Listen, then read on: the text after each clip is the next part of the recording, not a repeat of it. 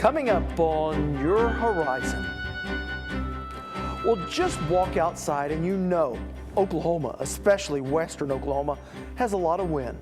Today, we begin with a look at the efforts of turning that wind into electricity. Keela Kellen examines some ill winds facing what has been a booming industry for the state. We will most likely see a reduced number of projects actually being constructed and producing power over the next probably year. Andy Barth gives us some insights into what it takes to service those giant turbines. When we begin to train them, they come in here, maybe working a dead-end job, and then they get to go out and get a career. We'll tell you why this bird's future may be tied to the future of the wind energy here in Oklahoma.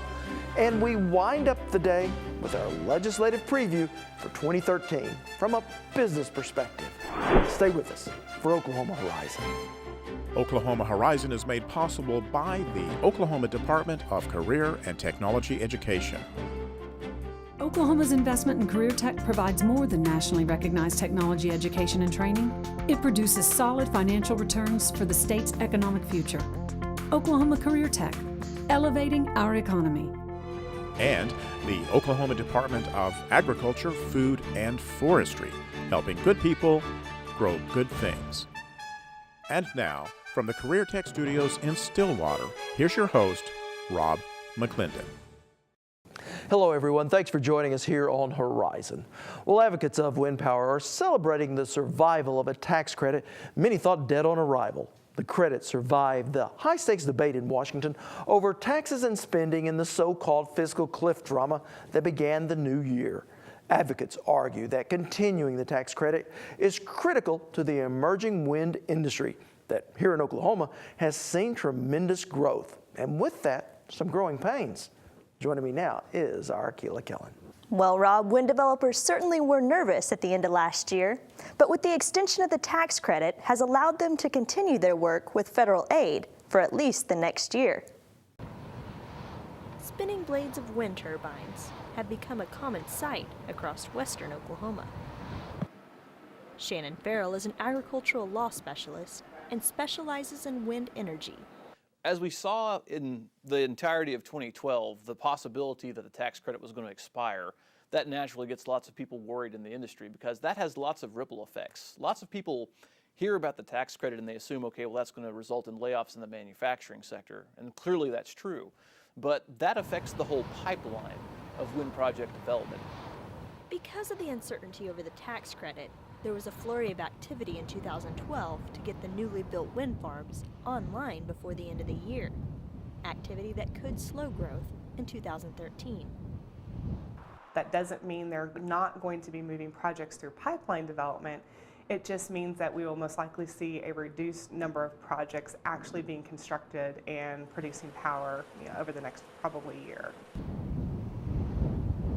Kyla McNabb is a wind energy specialist for the Oklahoma Department of Commerce. We are really a national leader. We're definitely in the top 5 states in that we are going to be reaching 15% of our energy coming from wind power. And while the tax credit extension is only for 1 year, Farrell says it will still help.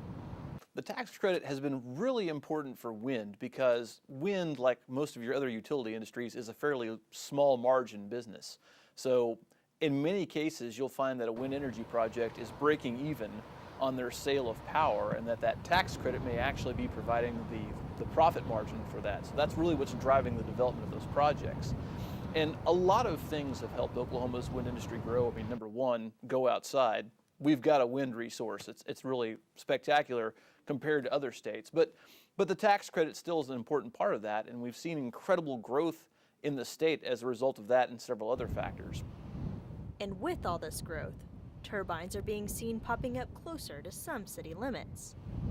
But as the industry continues to grow, more and more we're going to see wind turbines getting into areas that are more densely populated, and that means that there's more opportunity for neighbor conflicts. And so that's one of the reasons that I think the industry and states and communities are going to have to start being really proactive and putting in place, legal systems and regulations to make sure that we've accounted for all those interests. Things like setbacks of turbines from roads, from property lines, from houses, things of that sort, to kind of identify some of those issues before they get to be problems.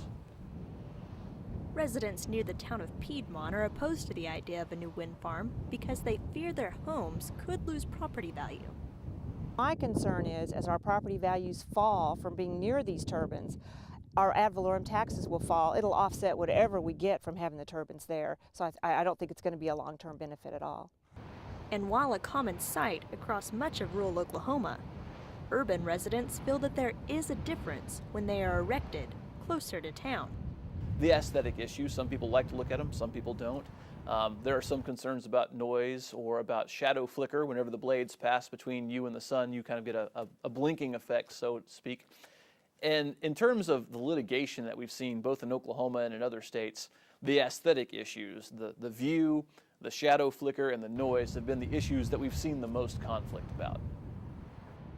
We're not a rural community in the middle of nowhere. We're a commuter county on the east side of Canadian County, and people have lots of options within 30 minutes of Oklahoma City of where to live. They don't have to live near a turbine. Concerns that so far have not slowed an energy source that keeps growing, one turn at a time. Although concerns continue to rise with the growing wind industry, wind power continues to be one of the nation's leading energy sources. So with all these towers now up and running, how much wind energy are we generating here in the state? According to Dr. Farrell, Oklahoma last year produced about 31 megawatts of energy, which could roughly power about 31,000 homes. Wow, and as I also understand, Oklahoma State University, where you interviewed Dr. Farrell, is now, as of January 1, using about 65% of their energy. It's coming from a wind farm near Blackwell. Thanks for that story, Keela. You're welcome, Rob. When we return, our Andy Barth shows us what it's like to go to work 300 feet up in the air. You're watching Oklahoma Horizon, featuring some of the good things that are happening in the great state of Oklahoma. Well, with the dramatic growth of wind towers across the state, there's an ever-growing demand for workers to service them. And here to tell us more about the training it takes to get inside this lucrative career is our Andy Barth. Well, Rob, the wind industry is sweeping down the plains as wind turbines multiply on a daily basis. And with this rapid growth, more jobs are now available, but the training is intense. These massive towers can reach as high as 350 feet, and the only way to the top is straight up. We see them everywhere. Wind turbines. They line the horizon like telephone poles along the road. But it's what's inside these giant structures that most people aren't aware of. A straight climb to the top. Sean Hughes is a wind tower instructor at Canadian Valley Technology Center and says this industry is very beneficial. It's really good for Oklahoma as sending people out to the workforce. Then we getting to train them. They come in here, you know, maybe working a dead-end job, and then they get to go out and get a career in a good field. I mean, I was in the field for 4+ years, and I had really enjoyed it. It's good for your family, and I mean, it's good for the workforce in Oklahoma. An essential part of the training is learning how to safely rescue a climber, no matter how high they are. Most of these wind farms are in rural areas. You know, fire departments aren't going to go up these towers. They're a bunch of volunteers. So as you can train a employee to go out here and do a rescue, you know, great. You know, it gives them a better chance for the ambulance to get there or get them to a hospital where, you know, they can have better care. Jacob Mersman is a student in the wind training program and says the wind business is taking off. I think the wind industry is about to be a really big business, and I heard about this program and I hear it's one of the best, and so I decided to do what I could to get in. And for Mersman, he hopes to climb the career ladder. I'm hoping this could be my only career for the rest of my life. I mean, so far I love everything about it, and I couldn't see myself doing anything else. He's through the hatch. Practical training for real-life applications. It's very realistic. I mean, the ones in the field are a little bigger, but same thing going on. You're putting your machine up, you're bringing the guy up, and you're sending him down. Same exact thing that you'd go through in the field. Powering our world, one step at a time. Now, the American Wind Power has blown through a historic milestone. The American Wind Energy Association announced the U.S. now has a 50 gigawatt electric generating capacity. And with this capacity matching that of nuclear energy, wind power is becoming a reliable source of energy generation. So, Andy, I have to ask, I saw you shoot guys going up and coming down. Did you join in? You know, Rob, I did, and as a person who's not a fan of heights, I was pretty shaky. And not only that, the gentlemen who climb these ladders go through intense strength training just to make the 350-foot ladder climb. Now, myself, I didn't have that training, and because of the climb that I had to make, even though it was only 150 feet, my arms were so sore the next day I really couldn't use them. Well, sounds like quite an adventure. Thank you for doing this story. Now, if you want to see another white knuckle climb up one of these towers, just head to our website at okhorizon.com, where you can see if our Lisa Hines was any braver strapped in on top of a turbine. Still to come on Oklahoma Horizon, a legislative preview from a business perspective. But first, a big threat from a little bird. Well, Oklahoma is home to a lot of wind, but also to a bird that's not a fan of the wind turbines spinning overhead. The lesser prairie chicken is a ground bird that mistakes the giant shadows cast by the turbine blades as a predator about to swoop down and take it away. For the next year, the federal government is conducting a review to determine whether the lesser prairie chicken should be considered threatened instead of its current designation of endangered. And if the bird's status is changed to threatened, it would mean a lot less hoops for wind companies to jump through when trying to build in the bird's habitat. Bob Ellison has our story. Keeping the lesser prairie chicken off of the endangered species list is a goal of the U.S. Department of Agriculture's Natural Resources Conservation Service. NRCS is working through the Lesser Prairie Chicken Initiative to assist landowners in making their grassland suitable for prairie chicken habitat. Through the Lesser Prairie Chicken Initiative, we're trying to implement practices that will help ranchers improve their grazing practices and improve their operation, while at the same time benefiting the lesser prairie chicken and benefiting the habitat of the lesser prairie chicken. Many of the conservation practices NRCS and its partners promote for healthy cattle grazing lands also benefit the lesser prairie chicken. If the government could come to me, the NRCS, and say, if you do this, you know, whether it's a food plot or spray or burn this area every year or put a fence around this area, if you do this, that silver bullet, then the chickens will come back. I would do it if it was economically feasible. It improves both the habitat for the chickens as well as the livestock. It's a win-win situation for both entities. Aside from being a native species in parts of Colorado, Kansas, New Mexico, Oklahoma, and Texas, part of the lesser prairie chicken's appeal is its legendary mating dance. The lesser prairie chicken males are quite entertaining when they get all excited and they're in full bloom and they're out there doing their thing. And the hens basically are just in the background shopping. And so the one that impresses them the most is the one that gets the date. Oklahoma Horizon is now portable. Just subscribe to our weekly podcast. Visit iTunes.com, where you can download our show for your listening or viewing convenience. Well, when lawmakers gather at the state capitol this week, they begin a legislative session that will address some very familiar themes: tax cuts, worker compensation, education, and even health care. And while many of the issues may be the same as in years past, those addressing them will be quite different. House Democrats are down to their lowest level in state history. And on the House Republican side, they will be led by a speaker who at age 34 is not only the youngest, but also the first black person ever to serve as Speaker of the House here in Oklahoma.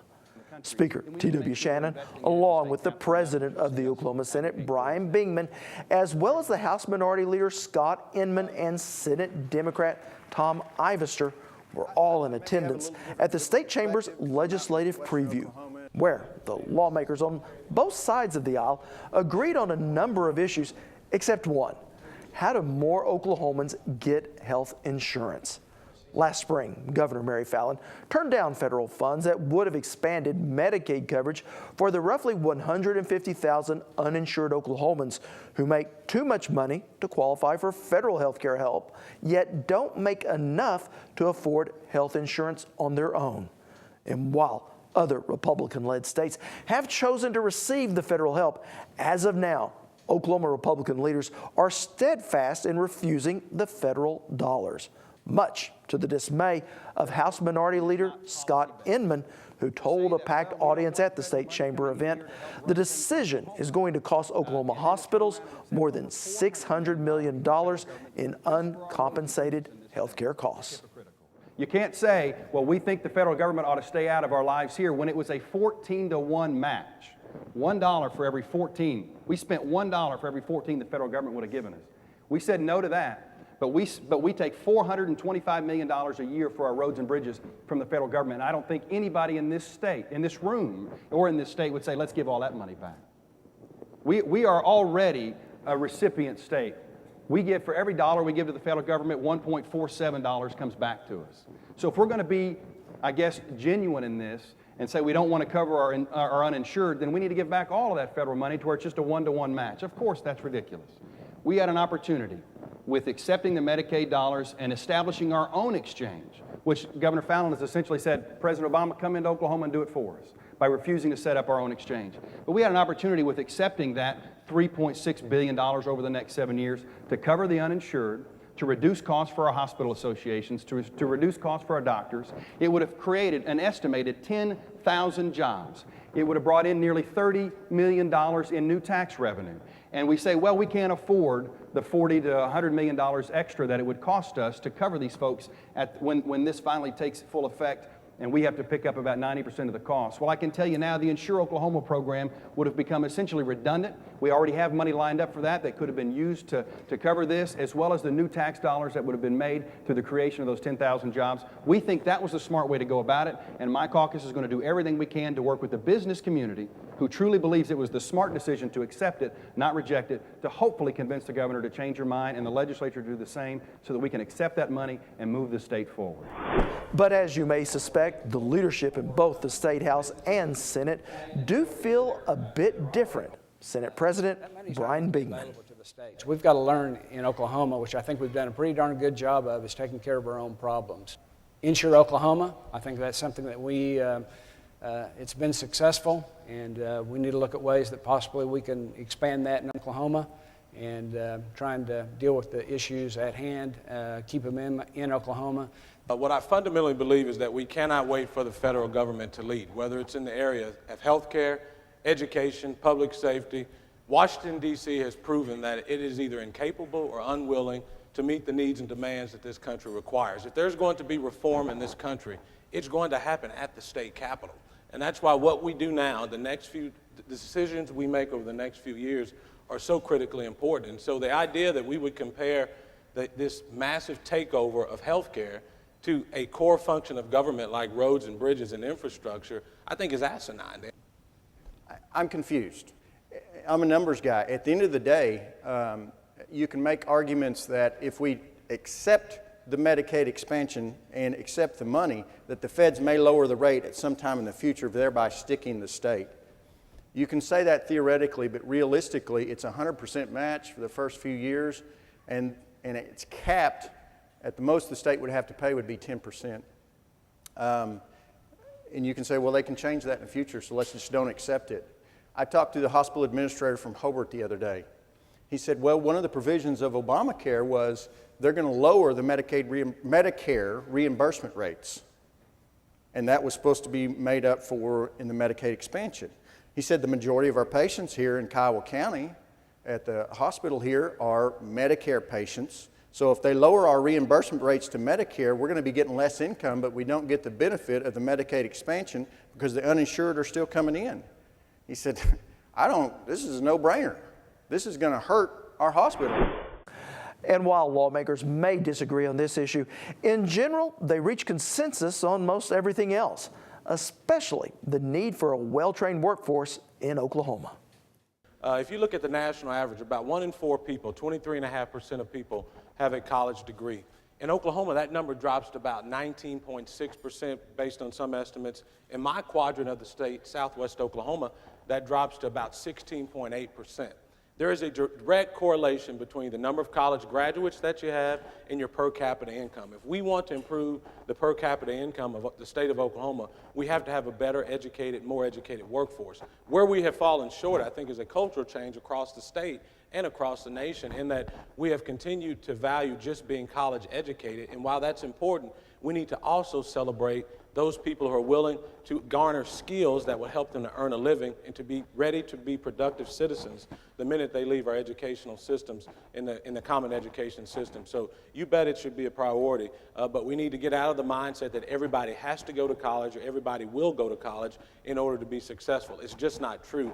In fact, I was talking to a welder not too long ago. He said he could fill 19 welding positions right this day in the oil field and start paying them about $65,000. That's a great living. I don't care where you live in Oklahoma, and we need to be encouraging people through our career tech systems, and we need better alignment in our educational systems as well to make sure that we're producing kids that are ready to compete, not just in Oklahoma with Texas or Arkansas, but who are ready to compete in a global marketplace. Folks, if you want to get businesses to relocate to Oklahoma, you have to come to them and say, no, we've got 25 or 30% of our adult educated population with a college degree. It can't be at 19 or 20%. So we have to continue to focus there. But at the same time, our legislative priority at the Capitol has to keep a focus on career tech. You know, over the last 4 years, career tech has seen about a 15% budget cut. 15%. This last legislative session, there was $300 million more put into the budget this last session than there was the year before. You know how much went to education, common education, career tech? Not $1. Not $1. Not one new dollar went into those programs. So if we really are going to focus on a career tech system, which I believe is one of the crown jewels that the state has to offer around the country, then we need to make sure we're investing in it at the state capitol, and that's what you'll see us advocate for this next session. I maybe have a little bit different perspective because I'm out in western Oklahoma, and at least in the counties I represent and up in northwestern, we're booming. It is absolutely booming. It's a full-fledged oil boom. We can't find enough workers. We can't find enough people who can pass a drug test and go get a commercial driver's license. We can't find enough welders. I've talked to the career tech in Altus, and he can get every graduate from his aviation mechanics program a job. We don't have the workforce, and that stunts growth. It really does. I think career tech and the education community need to work together. So many kids that go to college, they drop out, and I think we lose a lot of those dropouts when they can be circulated back through career tech and retrained. You talk about mobility. Career techs have been fantastic about changing to the needs of the business community, and I think we need to embrace that and really make sure that we're doing a better job of making sure the students are aware of all the opportunities out there. Besides being focused strictly on college education, there are other opportunities out there that you can make an excellent living. Last session, a proposal to cut Oklahoma's state income tax rate went unceremoniously down in flames over a disagreement on whether a reduction in corporate tax breaks should be how we pay for those cuts. And with more proposals to lower the state income tax this session, it's an issue that all four lawmakers believe will come up once again. If you want to lower tax rates, you have to close loopholes and deductions. So a lot of these incentives were kind of lumped into that and saying, are they really bringing business to Oklahoma? Or is it just a giveaway to corporations? I think it's important that we do have incentives to make sure that they're accomplishing what they were set out to do, creating jobs, creating opportunities.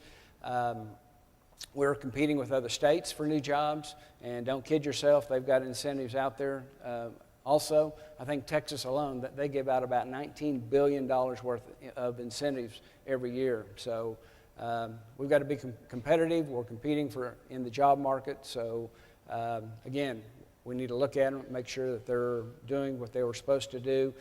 But I think it's real simple. We need to know what's the return on the investment that we're getting for the incentives that we offer, and I think that will give us a clear definition of what's our competitive advantage and what's our core, what's our core service that we want to offer. Now, in addition, the legislative leaders also address issues surrounding the ongoing debate over water rights issues, crumbling infrastructure, including the deteriorating Capitol building, as well as the need to streamline state regulations and the Oklahoma's workers' compensation system. Next time on Oklahoma Horizon, 2012 proved to be the warmest on record, and here in Oklahoma, one of the driest. We've had about 25 inches of rain across the state for the past 2 years. Each year, 25 inches of rain. If you look back at 2-year periods, consecutive periods, that's the 4th driest 2-year period in Oklahoma history. Surviving an ongoing drought. An Oklahoma show for the Heartland, Oklahoma Horizon. Well, that is going to wrap us up for today, but you can see more of any of our stories on our website at okhorizon.com. You can watch us on the go with our weekly podcast on iTunes. Follow us throughout the week on Twitter at OKHorizonTV, or just become a Horizon fan on Facebook. I'm Rob McClendon. Thanks for watching. See you back here next week.